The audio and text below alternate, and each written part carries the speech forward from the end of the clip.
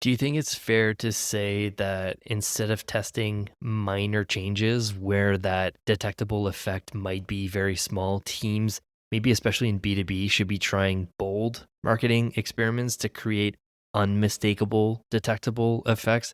And how do we operationalize that? Like, do we choose three consistent metrics that align with business objectives and we track them across longer horizon terms? Like, what are Yeah. your thoughts there? Yeah. I mean, look, I spent maybe of my career gets longer every day. I don't know what I'm doing wrong.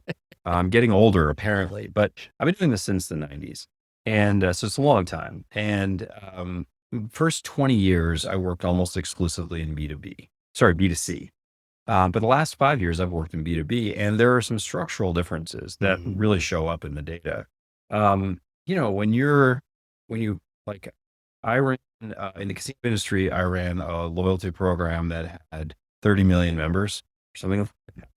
And then when I was in retail, the loyalty program there was like 50 million. I mean, it was just like so the and then in B2B, it's like you're you're in a certain sector and you're talking to we were talking to CTOs or CIOs.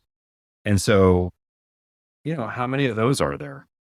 10,000, for companies above $1 billion of revenue or what? I mean, like, it's just a fundamentally different scale. And so you can do a lot more robust analysis and experimentation and those sorts of things in B2C. You can run a test with 100,000 people in condition A and 100,000 people in condition B, right? And you can get your answer really fast.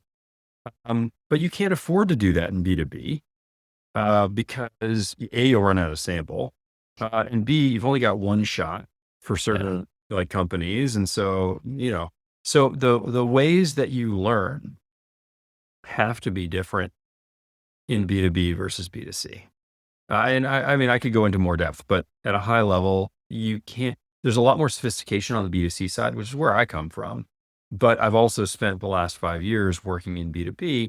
And I think that back to what you said, you can only measure, uh, and when I say measure, I'm talking about like legit, like data in the database kind of, you can only measure and quantify the difference if you have a strong effect size, meaning strategy A works better than strategy B, which is better than strategy C. You can only quantify that if you have fundamentally different um, and differently effective strategies.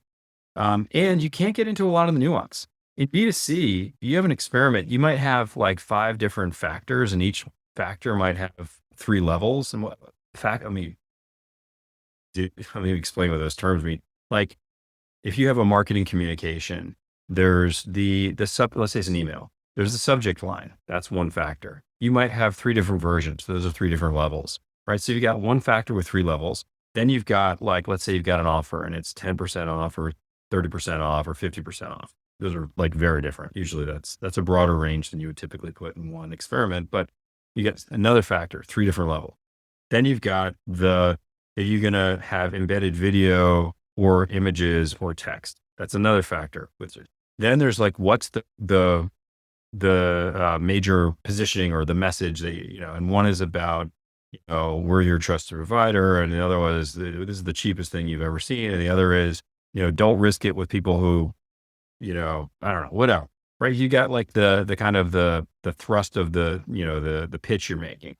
So you can have these various factors and you can test different levels. And so then if you were to combine all of those together, you've got, let's say, five factors, each of them with three levels.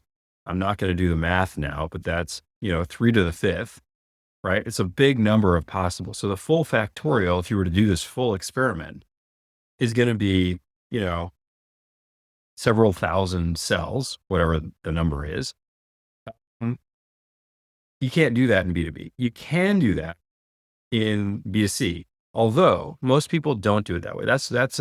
Doing that would be a full factorial experiment, and you don't need to. You can be a lot Hmm. more efficient through methods that are like a fractional factorial design.